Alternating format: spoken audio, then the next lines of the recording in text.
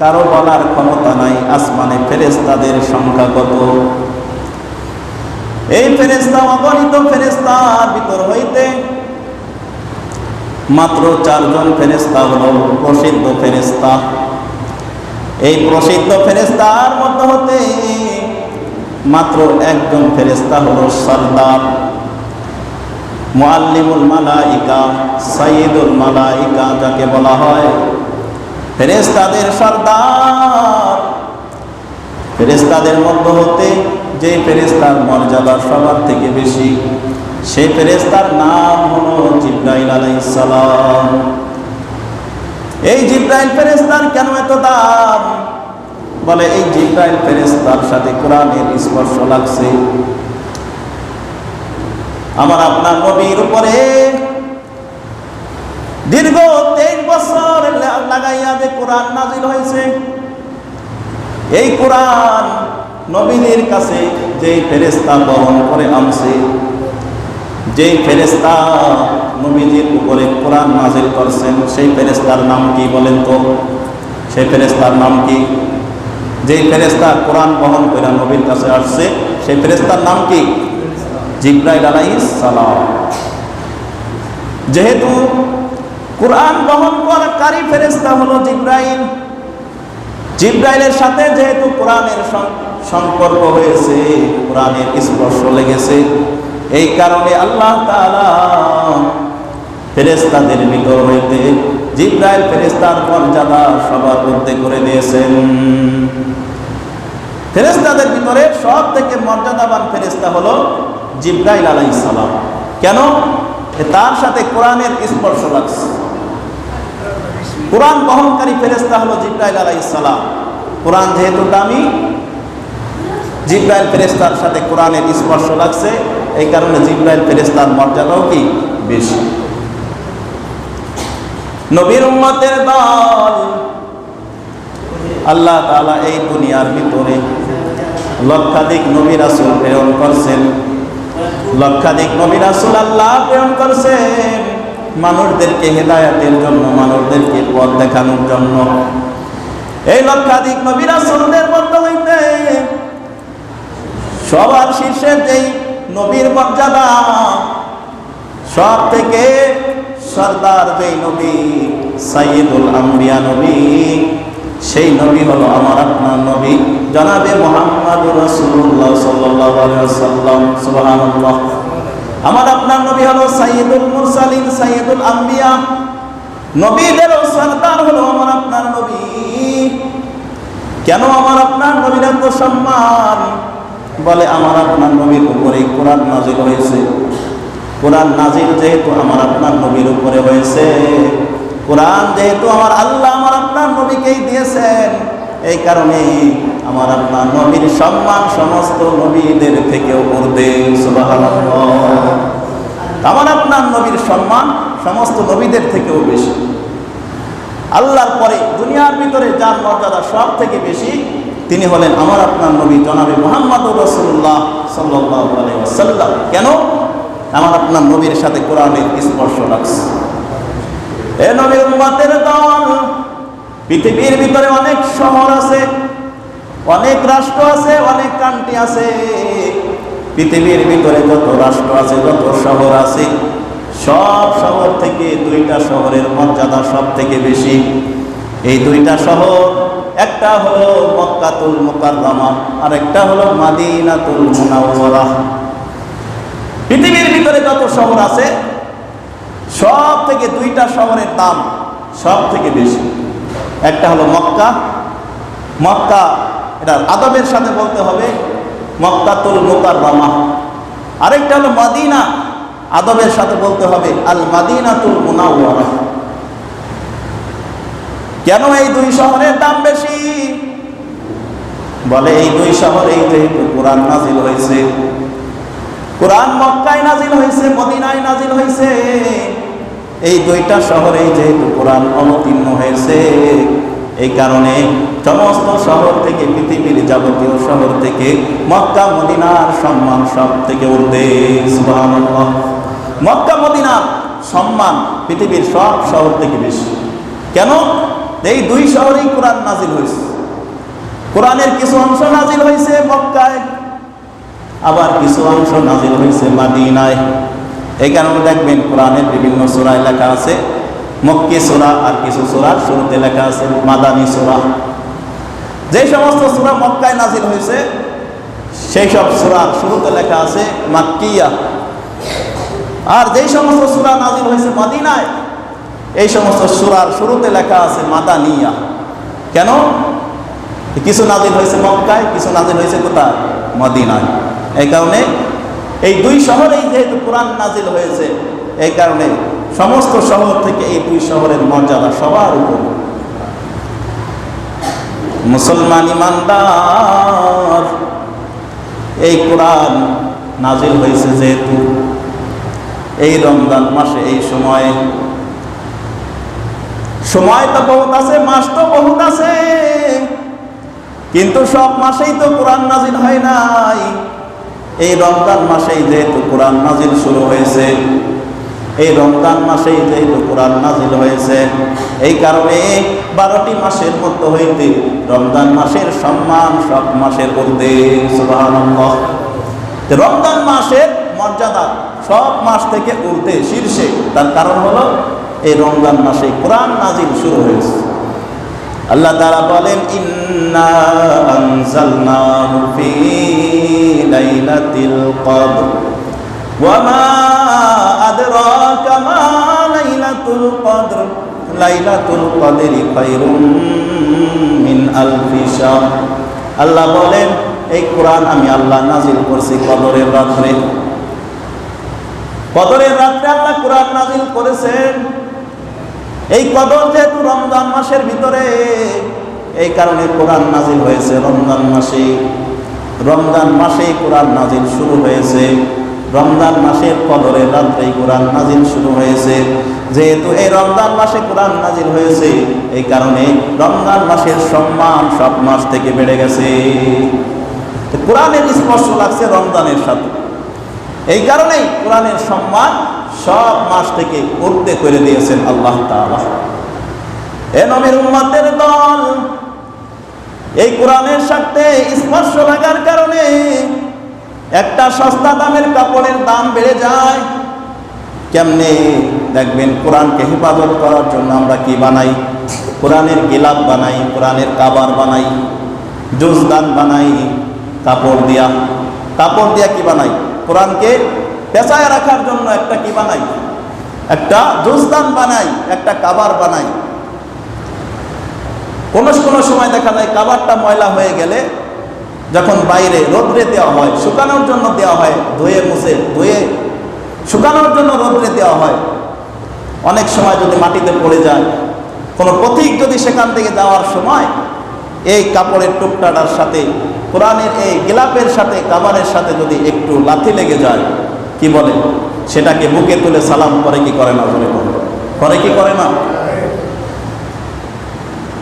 কিসের জন্য সালামটা করলো? কোরআনের মহব্বত। অনেক কপাল করা চিন্তা করে আমি সালাম করবই না, এরকম যদি কেউ প্রতিজ্ঞা করে, কোরআনের সম্মান আমি দিলাম না, আমি সালাম করবো না, দেখি কি হয়। আমি বলতে চাই, মুসলমান, সালাম না করে তো তুমি থাকতেই পারবা না। ওই কাপড়টার সাথে যদি তোমার পা লেগে যায়, দেখবা তোমার অন্তরের ভিতরে একটা জ্বালা শুরু হয়ে গেছে। অদৃশ্য একটা শক্তি তোমার কাজ করতেছে, তোমাকে ধাক্কাইতেছে, আরে সালাম কর, সালাম কর। দেখবেন মনের ভিতরে একটা জ্বালা শুরু হয়ে গেছে। আপনার ওই জ্বালাটা যতক্ষণ পর্যন্ত এই কাপড়টারে আপনি সালাম না করবেন, আপনি সম্মান না করবেন, ততক্ষণ পর্যন্ত আপনার অন্তরের জ্বালা মিটবে না। ঠিক কিনা জোরে কম? কাপড় তো বহুত আছে, আপনি তো 1000 টাকার গজের কাপড় পরিধান করেন, 1000 টাকার গজ এরকম কাপড় আপনি পরিধান করেন, আপনার এই কাপড়ে কত লাথি লাগে, কাপড় আপনি পদদলিত করেন, পাড়ায়া যান। কেন? আপনার অন্তরে তো একটু জ্বালাও সৃষ্টি হইল না, সালাম করার কোনো চিন্তাও আপনার অন্তরে উদিত হলো না। কারণ কি? আপনার 1000 টাকার গজের কাপড় হইতে পারে, 1000 টাকার গজের কাপড় আপনার হইতে পারে, কিন্তু যেহেতু এই কাপড়টার সাথে কোরআনের স্পর্শ লাগে নাই, আর ওই যে 200 টাকার গজের কাপড় দিয়া কোরআনের একটা গেলাপ বানাইছেন, কোরআনের একটা কাভার বানাইছেন, এই কাপড়টার দাম যদিও 200 টাকা হয়, কিন্তু এই কাপড়টার স্পর্শ যেহেতু কোরআনের সাথে লেগেছে, কোরআনের সাথে স্পর্শ লাগার কারণে এই কাপড়ের সম্মান আল্লাহ বাড়াইয়া দিছে। সুবহানাল্লাহ। এই 200 টাকার গজের কাপড়ের স্পর্শ কোরআনের সাথে লাগছে, এই কারণে এর সম্মান কি বেড়ে গেছে। সালাম আপনার করতেই হবে, আপনার অন্তরের ভিতরে জ্বালা শুরু হয়ে যাবে সালাম না করা পর্যন্ত। আবার দেখবেন কোরআন পড়ার জন্য নরমাল কাঠ দিয়ে আমরা কি বানাই, রেহাল বানাই। রেহাল কোরআন রাইখা পড়ে, বিভিন্ন জায়গার মানুষেরা বিভিন্ন ভাষায় ওটাকে কি বলে, আমাদের এলাকায় বলে রেহাল, যেটার উপরে কোরআন রেখে পড়া হয়, কাঠ দিয়া বানায়, আবার প্লাস্টিক দিয়া বানানো হয় রেহাল। এ নবীর উম্মতের দল, এই রেহালের সাথে যদি কারো পা লেগে যায়, দেখবেন সালাম করার জন্য পাগল করা হয়ে যায়।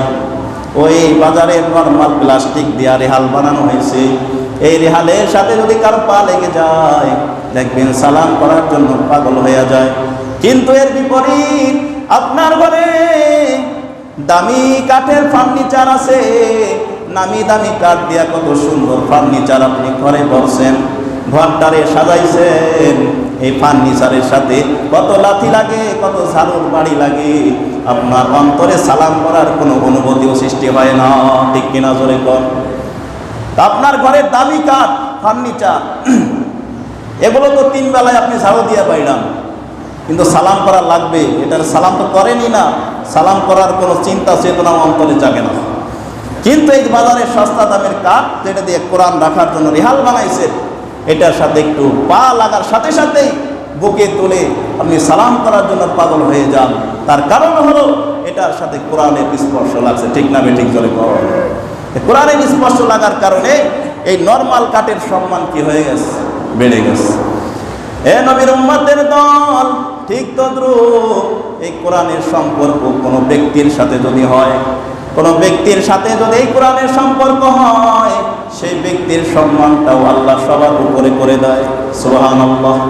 আল্লাহ নবী কয়, আল্লাহ নবী বলেন, খায়রুকুম মান তাআল্লামাল কুরআনা ওয়া আল্লামা, তোমাদের মধ্যে সর্বোত্তম হলো ওই ব্যক্তি যে কোরআন মাজিদ শিক্ষা করে এবং অপরকে শিক্ষা দেয়। ঘোষণা কার জোরে কর? ঘোষণা হলো আমার আপনার নবী। কি বললেন নবীজি? তোমাদের মধ্যে সর্বোত্তম হলো ওই ব্যক্তি যে কোরআন মাজিদ শিক্ষা করে এবং অপরকে শিক্ষা দেয়। কোরআন মাজিদ শিক্ষা এবং শিক্ষা দেওয়া এটা সর্বোত্তম কাজ। এই কাজের সাথে যারা জড়িত থাকবে তারা হলো সর্বোত্তম ব্যক্তি। এ নবীর উম্মতের দল, এখন যদি কোনো কপাল পোড়া মনে করে এটা আমি এই সার্টিফিকেট, এই ঘোষণাটা আমি মানতে রাজি না, যে কোরআন ওয়ালারা সব থেকে শ্রেষ্ঠ, আমি মানতে রাজি নাই, বলেন তো তার কথার কোনো দাম আছে নাকি? দাম আছে? কোনো দাম নাই। গোটা পৃথিবীর সমস্ত মানুষ যদি এক হয়ে বলে না না আমরা কোনো কোরআনওয়ালাকে সম্মান দেব না, কোনো আলেমকে আমরা সম্মান দিব না, কি বলেন কোনো হাফেজের মর্যাদা কমে যাবে? কি বলেন কোনো কোরআনওয়ালার মর্যাদা কমে যাবে মনে হয়, কোনো আলেমের সম্মান মনে হয় কমে যাবে? কি বলে? এ নবীর উম্মতের দল, কথাগুলো কান দিয়ে শুনে রাখো। যারা কোরআনওয়ালার সাথে বেয়াদবি করবে, যারা কোরআনওয়ালার সম্মানকে নিচু করতে চাবে, কোরআনওয়ালার সম্মান কোনোদিন নিচু হবে না, বরং যারা কোরআনওয়ালার সম্মানকে নষ্ট করতে চায় তাদের সম্মান আল্লাহ দুনিয়া থেকে নষ্ট কইরা, বেইজ্জতি কইরা, অপদস্থ কইরা তারে কবরে নিয়ে যাবে। ঠিক কিনা জোরে কর? কোরআনওয়ালার সাথে টক্কর দেওয়া কোনো লাভ নাই, আলেমের সাথে টক্কর দিয়ে কোনো লাভ নাই। আলেমের মর্যাদা আলেমের জায়গায় থাকবে, হাফেজের মর্যাদা তার স্থানেই থাকবে। বরং তোমরা যারা কোরআনওয়ালার সাথে কোরআনওয়ালার সম্মানকে নষ্ট করতে চাও, হাফেজে কোরআনদের সম্মানকে নষ্ট করতে চাও, তোমাদের সম্মানই নষ্ট হইয়া, লাঞ্ছিত হইয়া তোমাদের দুনিয়া থেকে বিদায় হতে হবে। পৃথিবী বারবার ইতিহাস দেখে আসতেছে, কিয়ামত পর্যন্ত এরকম দৃষ্টান্ত মানুষ দেখতেই থাকবে। যারা কোরআনওয়ালার সাথে কোরআনওয়ালাদের সম্মানকে নিচু করতে চায়, তাদের এক্সাম্পল হলো কিসের সাথে জানেন? তাদের এক্সাম্পল হলো বাদরের সাথে, চামচিকার সাথে। আপনারা বলেন তো, এই বাদর দিনে চলাফেরা করে নাকি রাত্রে চলাফেরা করে? বাদর রাত্রে চলাফেরা করে। কারণ কি? সূর্যের আলো সে সহ্য করতে পারে না। সূর্য উদিত হইলে সে আর চোখে দেখে না। এই কারণে বাদর দিনের বেলায় দুর্বল, রাত্রিবেলায় তার শক্তি বেড়ে যায়, পাওয়ার বেড়ে যায়। দেখবেন গাছে গাছে ঝাপটাঝাপটি করতেছে, কারণ সূর্যের আলো আসলেই সে দুর্বল হয়ে যায়, চোখে দেখে না।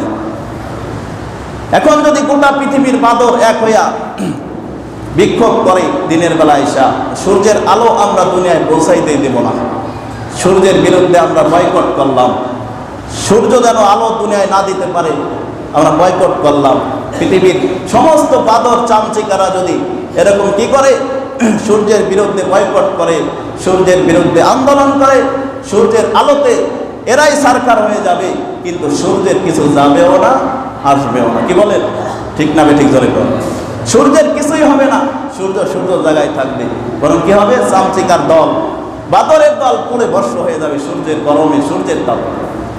ঠিক তদ্রুপ মুসলমান আজকে যারা কোরআনওয়ালাদের সাথে বেয়াদবি করে, কোরআনওয়ালাদের সম্মানকে নিচু করতে চায়, আলেম ওলামাদের সম্মানকে নিচু করতে চায়, পৃথিবীর ইতিহাস বারবার দেখেছে তারা লাঞ্ছিত হয়ে দুনিয়া থেকে বিদায় হয়েছে।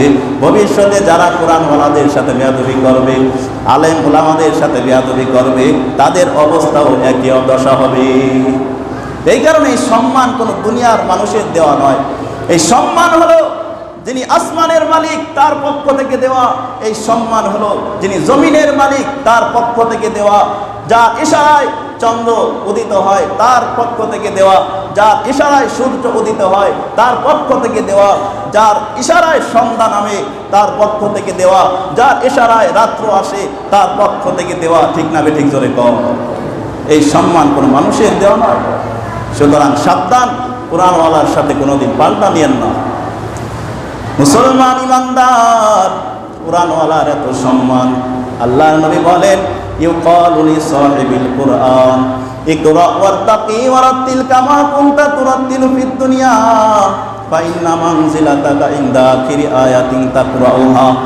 নবীজি বলেন, কাল কিয়ামতের ময়দানে হাফেজে কোরআনদেরকে বলা হবে, কোরআন পড়নেওয়ালাদেরকে বলা হবে, ইকরা তুমি পড়তে থাকো, ওয়ারতাকি তুমি চড়তে থাকো, পড়ো এবং উপরের দিকে চড়ো, ওয়ারাতিল কামা তুরাতিলু ফিদ দুনিয়া ধীরে সুস্থে ধীরে ধীরে পড়ো, সুন্দর করে পড়ো, শুদ্ধ করে পড়ো, যেমন করে দুনিয়াতে তুমি ধীরে ধীরে পড়তে, শুদ্ধ করে পড়তে। এরকম ভাবে কোরআন পড়তে থাকো, পড়তে থাকো আর উপরে যাইতে থাকো, জান্নাতের তালায় উঠতে থাকো। ফাইন্না মানজিলাতাকা ইনদা আখিরি আয়াতিন তাকরাউহা, তোমার স্থান হবে সেখানে যেখানে তোমার কোরআন পড়া শেষ হবে। সুবহানাল্লাহ। যেখানে তুমি যায়া তোমার তেলাওয়াত বন্ধ হবে, তুমি মর্যাদা সেখানেই থাকবা। এই কারণে মুসলমান হাফেজে কোরআন যারা আলহামদু থেকে শুরু করে নাস পর্যন্ত পড়বে, কোরআনের আয়াতের সংখ্যা যতদূর 6000-এর অধিক কোরআনের আয়াত আছে। কোরআনের আয়াত যে পরিমাণ, জান্নাতে তাদের মর্যাদা হবে সে পরিমাণ। সুবহানাল্লাহ। আর যারা এর থেকে কম মুখস্থ আছে তারা কম মর্যাদায় থাকবে। এখন কি বলেন, কোরআন মুখস্থ করার দরকার আছে না নাই? জোরে কোন আছে না নাই? যার যে পরিমাণ মুখস্থ থাকবে পড়তে থাকবেন আর জান্নাতের মর্যাদার স্তরে আপনি যাইতে থাকবেন। কিন্তু দুঃখের বিষয়, আজকে আমাদের গান মুখস্থ থাকে, কবিতা মুখস্থ থাকে, গদ্য মুখস্থ থাকে, পদ্য মুখস্থ থাকে, রবীন্দ্রসঙ্গীত মুখস্থ থাকে, কত কিছু মুখস্থ থাকে। কপাল পড়া মুসলমান সূরা ফাতিহাটাও সুন্দর করে শুদ্ধ করে কয়জন মানুষ বলতে পারবে দেখার বিষয়। ঠিক কিনা জোরে বল?